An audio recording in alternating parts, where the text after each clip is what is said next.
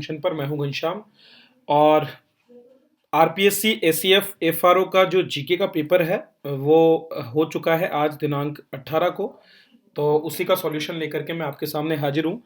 तो इस कक्षा में केवल हम यही प्रयास करेंगे कि इनके ऑप्शंस क्या हैं ताकि आप अपना पेपर मैच कर सकें।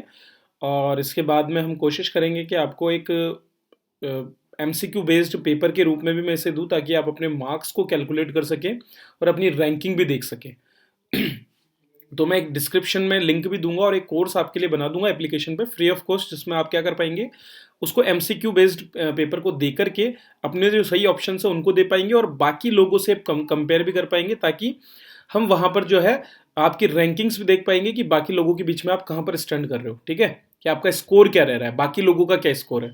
तो एक तरह से जितने भी स्टूडेंट्स ने एग्जाम दिया है वो अपना स्कोर चेक कर सकते हैं और बाकी लोगों की कंपैरिजन में ये भी देख सकते हैं कि कट ऑफ हमारा कितना जा सकता है। ठीक है, तो मेरा यही प्रयास होगा कि उस एमसीक्यू क्विज को करके और आप जो है अपना कट ऑफ चेक कर सको, वही मैं कोशिश करूंगा। चलिए तो शुरुआत करते हैं। तो पहला प्रश्न था, भारत के कौन से भाग में सर्वाधिक बाढ़ प्रभावित क्षेत्र पाए जाते हैं। आप सभी जानते हैं गंगा का जो निचला एरिया है, उत्तर प्रदेश और बिहार का क्षेत्र, बंगाल का क्षेत्र, वहां पर ज़्यादा बाढ़ होती है। तो आंसर हो जाएगा हमारा ए का 4। ठीक है, चलिए नेक्स्ट प्रश्न है। मैं टाइम बहुत कम लूंगा क्योंकि आपके पास भी टाइम कम होगा। सॉल्यूशन हम बाद में देखेंगे, बहुत डिस्कस हम इसके बारे में कर लेंगे। भारत का कितना क्षेत्र गंभीर सूखे की पुनरावृत्ति की दशा से प्रभावित है। आंसर बी होगा, लगभग 16%।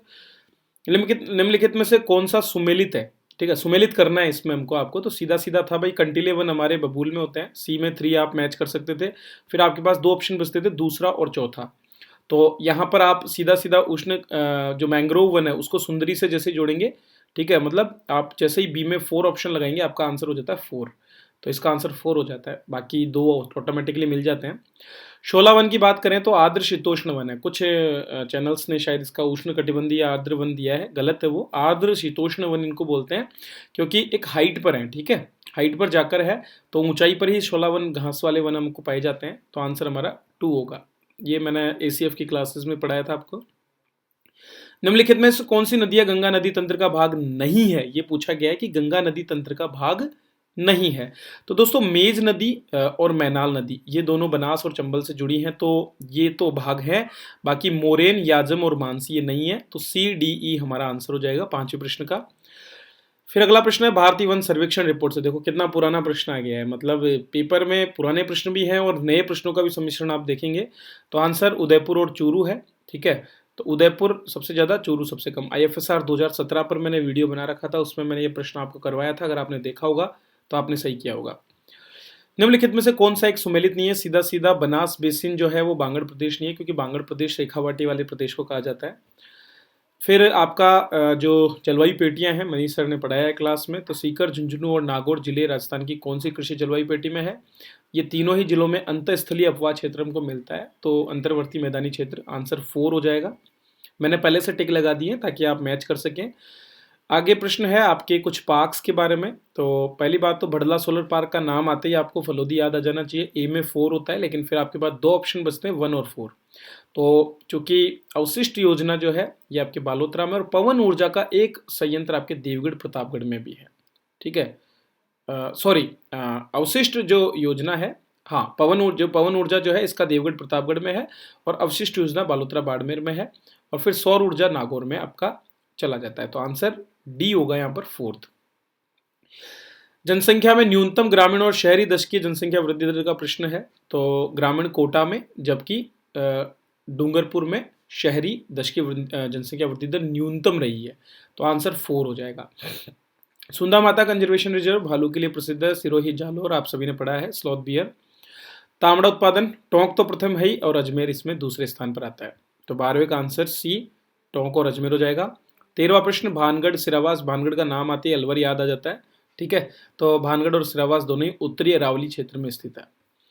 सोलर सिटी विकास कार्यक्रम 3 जिलों में है, जोधपुर, अजमेर, जयपुर में, जबकि उदयपुर में ये नहीं है। तो आंसर हमारा सी हो जाएगा। 15वां प्रश्न है, जनसंख्या 2011 के अनुसार कौन से वाक्य सही हैं। तो देखो 24.9% जनसंख्या है, बिल्कुल सही है। इसके बाद में अगला है, राजस्थान में शहरी क्षेत्रों का लिंगानुपात 914, ये भी सही है। बाल लिंगानुपात बांसवाड़ा का सबसे ज्यादा है, ये भी सही है। और इसके बाद में नेक्स्ट आपका जो प्रश्न है, कि राजस्थान में सन 2001 से 2011 के बीच 35 व्यक्ति प्रति वर्ग किलोमीटर बढ़ा है, ये भी सही है। तो आंसर ए, बी, सी और डी चारों हो जाएंगे, चारों ही इसमें सही होंगे। नेक्स्ट प्रश्न हम देखते हैं, नवलखा झील के बारे में है। तो नवलखा झील आपके बूंदी में है, तो ये प्रश्न भी आपका सीधा सीधा सही हो जाएगा अगर आपने किया है तो। मानव विकास रिपोर्ट वैसे याद रखना था कि 128, 29, 30 इसी तरह से रहती है हमारी रैंकिंग, तो आंसर 4 हो जाएगा 130। ऑप्शंस इस तरह के दिए हुए थे कि अगर आपने पढ़ा होगा तो आपको याद नहीं रखना था कि 128 से 129, सीधा 130 आपको दिख रहा है। 2001 से 2011 की जनसंख्या वृद्धि दर 21.5, 2.2 अंकों की कमी के साथ में, पहले 23 था और 21.5 हो गया। 2016-17 में गन्ना उत्पादन के 3 राज्य, बहुत ही टफ क्वेश्चन हो गया क्योंकि बहुत पुराना डेटा इन्होंने पूछ लिया है, लेकिन फिर भी अगर आपको ये पता था कि कौन से प्रमुख 3 राज्य हैं तो आप इसका आंसर दे सकते थे। अगर आपने ये देखा होगा कि प्रमुख 3 राज्य कौन से हैं, तो उत्तर प्रदेश, महाराष्ट्र और कर्नाटक तीनों प्रमुख राज्य हैं, तो 19वें प्रश्न का आंसर होगा सेकंड।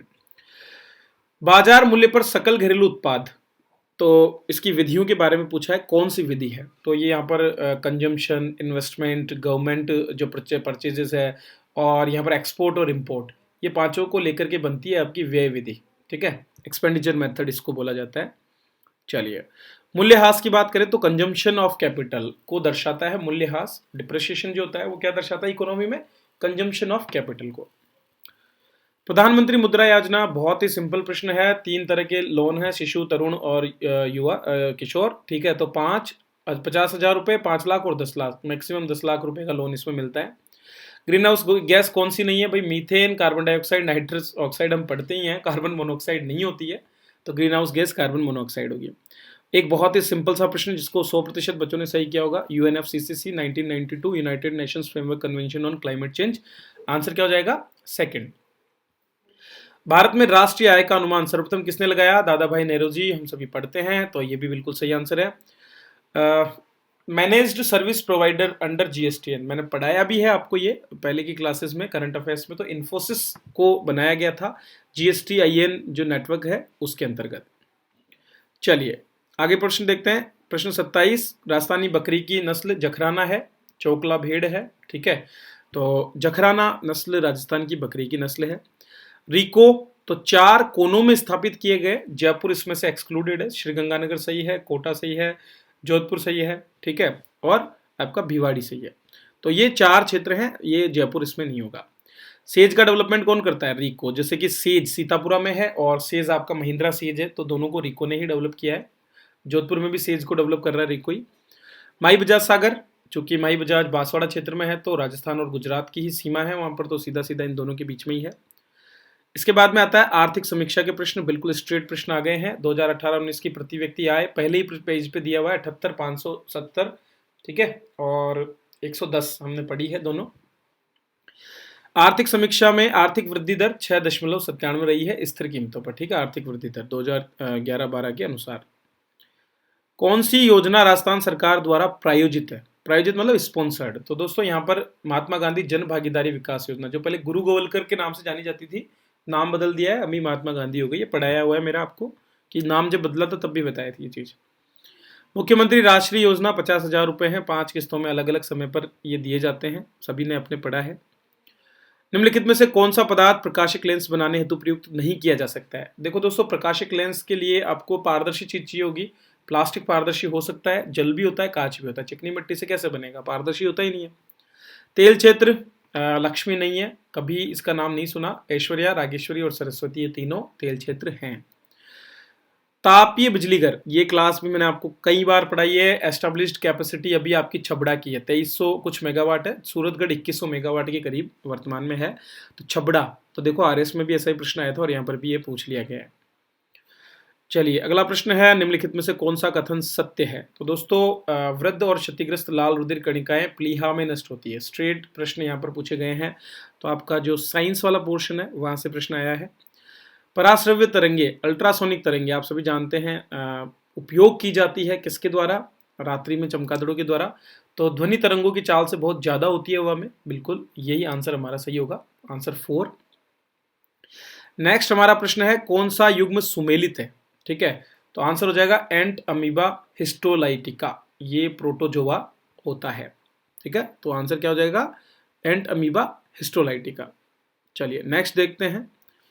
राष्ट्रीय डिजिटल संचार नीति में देखो इसमें 3 चीजें हैं, ये मैंने पढ़ाई है आपको। डिजिटल संचार नीति अलग से पढ़ा रखी है। राष्ट्रीय ब्रॉडबैंड अभियान के अंतर्गत भारत नेट भी है, ग्राम नेट भी है, नगर नेट भी है। जनता नेट तो कोई होता ही नहीं है, कैसे बताएंगे। निम्नलिखित में से कौन सा एक क्रिस्टलीय ठोस है? सादा नमक को क्रिस्टलीय ठोस माना जाता है। जब भी आप उर्दू पानी को जब वाष्पित कर देते हो तो उसके बाद ये जमीन बचा रहता है, आप देखते हैं ठोस के रूप में, तो ये एक क्रिस्टलीय ठोस होता है। क्रिस्टल्स में ये मिलता है आपको। कौन सा तत्व युग्म वायुमंडलीय दाब पर 25 डिग्री सेल्सियस पर द्रव अवस्था में रहता है? भाई मरकरी तो हमें सबको पता है, और ब्रोमीन भी इसके तरह ही होता है। दोनों जो है द्रव अवस्था में होते हैं 25 डिग्री सेल्सियस पर। PSLV C45 ये करंट का प्रश्न है, थोड़ा पुराना वाला। तो 1 अप्रैल 2019 को लॉन्च किए थे, ये मैंने पढ़ाया है आपको। अमेरिका, लिथुआनिया, स्पेन और स्विट्जरलैंड जोड़ दे करके बताया भी था कि भाई इसे याद कर लेना कि कितने कितने भेजे। फिर आता है वाहन, जिसको उपग्रह ब्रह्मोचक यान सबसे बड़ा है। तो PSLV पहले जो है डेवलप किए गए थे, उसके बाद GSLV 1, GSLV Mark 2, अभी Mark 3 डेवलप हो चुका है। तो GSLV Mark 2 इनमें से दिए गए ऑप्शंस में से सबसे बड़ा है। उत्तरोत्तर पोषक स्तरों में अविषाक्तता की सांद्रता में वृद्धि। देखो एक तो अगर आप संचय कर रहे हो किसी जगह पर तो बायो एक्युमुलेशन होता है, मतलब आप इकट्ठा कर रहे हो, कंज्यूम कर रहे हो। लेकिन यदि ये एक स्टेज से दूसरे स्टेज पर आगे बढ़ता जा रहा है तो उसको जैव आवर्धन कहते हैं। ठीक है, क्या बोलते हैं? जैव आवर्धन। जैसे कि मछलियों में, बड़ी मछलियों में विषाक्तता फैल जाती है, इसी तरह से जीवों में विषाक्तता फैलती है। विद्युत शक्ति का मात्रक नहीं है, किलोवाट घंटा विद्युत शक्ति का मात्रक नहीं होता है, बाकी तीनों हैं।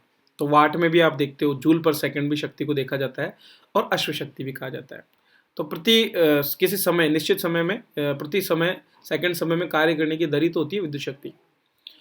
अधिकांश बीटी आविश कीट समूह विशिष्ट होते हैं। इस आविश को कोडित करते हैं CRY से। ये अलग सा प्रश्न था, मे बी आप में से कई लोगों ने इसको स्किप किया होगा। करना भी चाहिए, पेपर करने के लिए ये नहीं कि सारे आए, जो नहीं आते उनको स्किप करना चाहिए। ग्रेफाइन, फुलरेन, डायमंड और कार्बाइन, ये तीनों ही चारों जो है ये कार्बन के अपरूप है। कार्बेरंडम जो है इसका अपरूप नहीं होता है। आंसर A, B, D और E हो जाएगा। श्वेत फुफ्फुस कैंसर का मूल कारण एस्बेस्टोस की वजह से होता है। हमारे फेफड़ों में ये जाता है और वहां पर जो है ये कैंसर को उत्पादित करता है। पदार्थ की चौथी अवस्था, मैंने विज्ञान की क्लासेस में पढ़ाया था। 3 अवस्थाएं, ठोस, द्रव, गैस, फिर प्लाज्मा, और उसके बाद में बोस आइंस्टाइन कंडेंसेट। ये पढ़े होंगे आपने, 5वीं अवस्था भी मानी जाती है, तो अंतरिक्ष में प्रयोग भी किए गए। तो प्लाज्मा चौथी अवस्था है।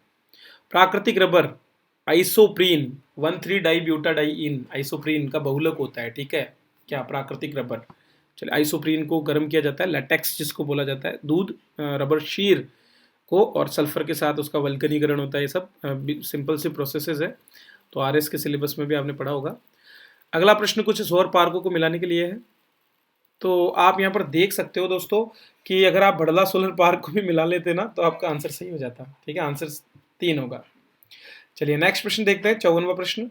कौन सा एक अम्लीय लवण है? अम्लीय लवण कौन सा है? Ammonium chloride. अमोनियम क्लोराइड एक अम्लीय लवण है, क्योंकि अमोनिया इसमें उपस्थित है।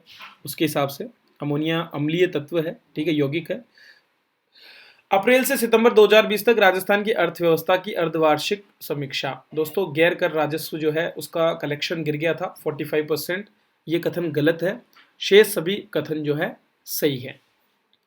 FM प्रसारण, बिल्कुल सिंपल सा प्रश्न है, आपको 8वीं 9वीं कक्षा में भी आपने पढ़ा होगा। आपका FM का आप देख सकते हैं 88 से लेकर 108 तक होता है फोन में। सिंपल सा प्रश्न यहाँ पर पूछा गया है।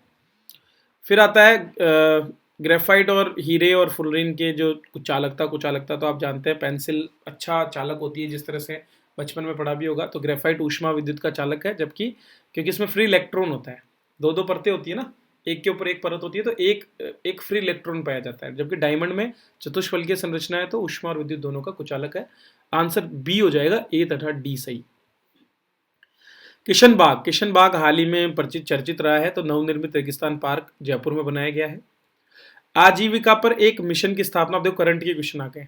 तो राजस्थान में ग्रामीण आजीविका मिशन जो है वो स्थापित की गई है, तो राजस्थान इसका आंसर हो जाएगा। पराक्रम दिवस 23 जनवरी को घोषित किया गया था, अभी करंट में पढ़ाया है, सुभाष चंद्र बोस की जयंती है। आयुष्मान भारत 30 जनवरी से शुरू हुआ दूसरा चरण। तो योजना 1.10 करोड़ परिवारों को सुरक्षा प्रदान करेगी, ये सही है, लेकिन ये दूसरा गलत है। ठीक है, आंसर क्या होगा? केवल कथन 1 सही है। नवीन चरण के बारे में पूछ लिया। गोल्डन पिकॉक पर्यावरण प्रबंधन पुरस्कार मैंने आपको पढ़ाया है, steel authority of India limited 2020 का। ये भी अगर आपने करंट देखे होते तो आप डेफिनेटली इनको कर सकते थे। ग्लोबल फायर पावर सूचकांक 2021 में भारतीय सेना चौथे स्थान पर रही है। ठीक है, ये गलत होगा, आंसर ए होगा, चौथे स्थान पर रही है ग्लोबल फायर पावर सूचकांक में भारतीय सेना। फिर आता है पद्म विभूषण, ये भी पढ़े हैं आप सभी ने। 2021 में पद्म विभूषण सुदर्शन साहू को, अभी वितरण इनका हुआ था। ठीक है, तो सुदर्शन साहू। राष्ट्रीय शिक्षा नीति पूरा का पूरा एक वीडियो बना करके दिया था और कंप्लीट बात हमने की थी। 5+3+3+4 प्रणाली स्थापित की गई है और इसके माध्यम से अब इसमें शिक्षा दी जाएगी। ODOP, one district one product, सरकार का एक किसी भी जिले को एक विशेष उत्पाद के लिए विकसित करने का काम इसमें किया जा रहा है। 20 जनवरी 2021 को अनुदान सहायता के तहत 6 देशों को कोविड टीका मिल रहा है। तो अफगानिस्तान को छोड़ करके अन्य सभी जो हमारे पड़ोसी देश है, नेबरहुड फर्स्ट की वाली जो नीति है उसके अनुसार इनको दिया गया है, पाकिस्तान को भी नहीं दिया गया है। DRDO ने 22 जनवरी 2021 को किस हथियार का सफल परीक्षण किया? ठीक है, तो एंटी एयरफील्ड वेपन जो है उसको हमने किया था SAAW, SAAW जो है उसको DRDO ने इसका परीक्षण किया। उस्ताद गुलाम मुस्तफ़ा खान, इनका निधन हो गया था 17 तारीख को। इनको संगीत नाटक अकादमी अवार्ड नहीं दिया था, तो ये गलत है प्रश्न, बाकी तीनों सही है। मैंने पढ़ाया आपको ये, इस पर डिटेल में हमने चर्चा की थी। डेजर्ट 921 फ्रांस और भारत का संयुक्त युद्धाभ्यास है। कोरोना, कई बार आपने पढ़ा होगा, single strand RNA, single strand RNA. ठीक है, तो एक रज्जु की आरएनए संरचना है। मैंने भी क्लासेस में जब कोरोना के बारे में पढ़ाया था तो एक रज्जु की आरएनए या सिंगल स्ट्रैंड आरएनए के बारे में कई बार बात की थी। सिग्नल ऐप आपके बहुत ही नॉर्मल सा प्रश्न है, हालांकि कई बच्चों ने गलत किया होगा क्योंकि पढ़ा नहीं है। मार्क जुकरबर्ग तो हो ही नहीं सकता सीधा सीधा, लेकिन 2014 में सिग्नल, क्योंकि अभी हाल ही में फेसबुक की जो नीतियां हैं उनकी वजह से लोगों ने अनइंस्टॉल किया, सिग्नल का प्रचलन बढ़ा, तो उससे जुड़ा एक जनरल करंट का ये प्रश्न है। भारतीय मूल के व्यक्ति जिन्हें सर्जन जनरल नियुक्त किया है, विवेक मूर्ति। बहुत ही बार हमने पढ़ा इस चीज को, तो विवेक मूर्ति को सर्जन जनरल नियुक्त किया है। ये देखो 74वां प्रश्न तो अजीब ही पूछ लिया कि भारत की दूसरी पारी का अंतिम स्कोर क्या था। ये तो जो क्रिकेट देखने वाले हैं वही बता सकते थे, आंसर बी होगा। वन प्लेनेट समिट जैव विविधता के लिए 11 जनवरी को पेरिस में आयोजित की गई। जीरो फेल मिशन, ये भी एक अजीब ही प्रश्न है क्योंकि इस तरह के प्रश्न पूछना, वो भी एक अच्छे ग्रेड 1 एग्जाम में, उसका कोई मतलब नहीं निकलता। लेकिन ये सुनी हुई, अगर आपने सुनी है खबरों में, तो राष्ट्रपति के शपथ ग्रहण को यूएस में जो है सीक्रेट सर्विस का अभियान था, वो जीरो फेल मिशन के नाम से था। फिर आ जाता है कुडियट्टम। कुडियट्टम के बारे में अधोलिखित कथन, ये आपके Rajasthan Indian art and culture में से प्रश्न है। तो एक नृत्य का है और एक स्थापत्य कला का है।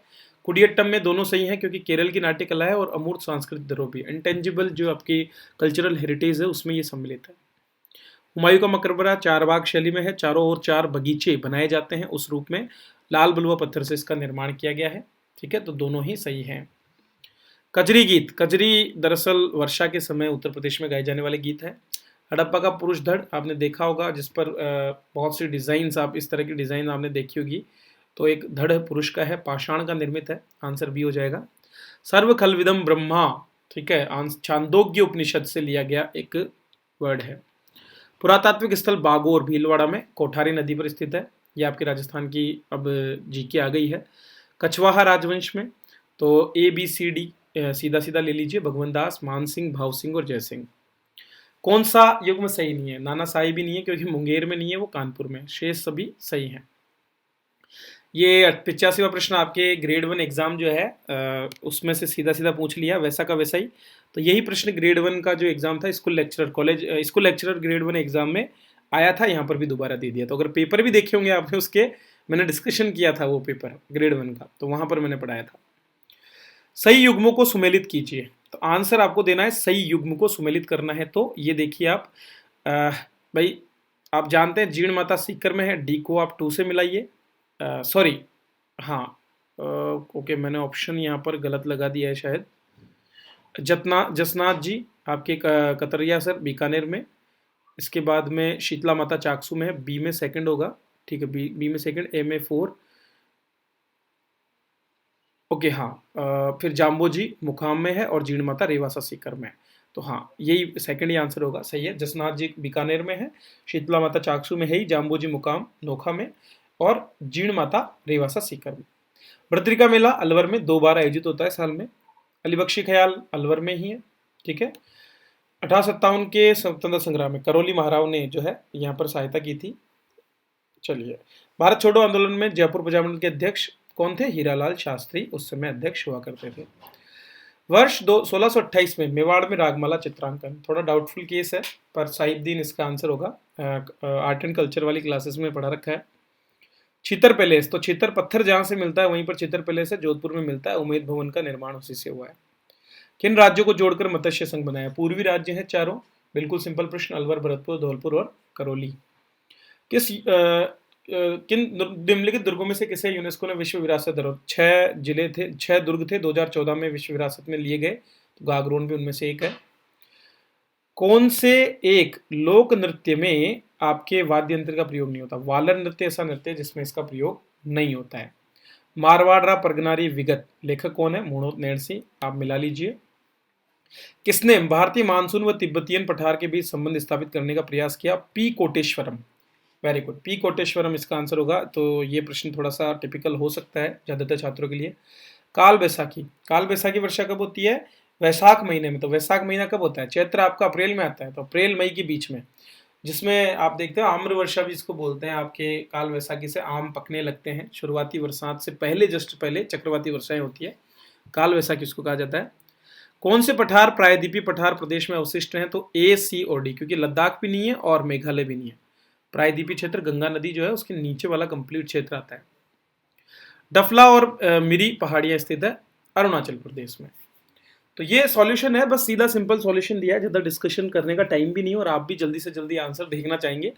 तो अब आप अपने मार्क्स देखना चाहेंगे। सबसे पहले तो अपने कितने मार्क्स हुए, कितने आ रहे हैं, और इसके साथ आप ये भी देखना चाहेंगे बाकी छात्रों के कितने नंबर हैं। तो उसके लिए हमारी RS जंक्शन एप्लीकेशन जो है उसका डिस्क्रिप्शन में नीचे दे रहा हूं, वहां पर आपको कल तक जो है एक फ्री कोर्स अपलोड होगा, उसमें एक पेपर आपके लिए होगा। तो सेम टू सेम हमारा ये पेपर होगा।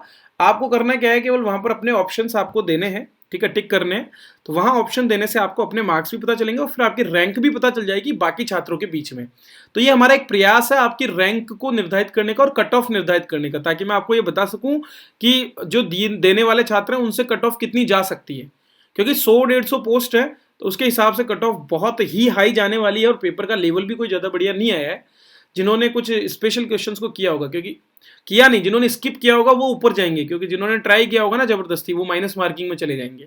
ठीक है, तो ये जो फैक्चुअल डेटा थे इनको अगर जिन्होंने ट्राई कर लिया, जिन्होंने स्किप नहीं किया, उन लोगों के साथ गड़बड़ हो सकती है। बाकी आपको करना क्या है, अगर सही हो गए तो अच्छी बात है, गलत हो गए तो गड़बड़ हो सकती है। तो आप RS जंक्शन एप्लीकेशन डिस्क्रिप्शन में दिया है, वहां से ये काम कर सकते हैं। चलिए, तो मिलता हूँ फिर से अगले वीडियो में, तब तक के लिए थैंक यू।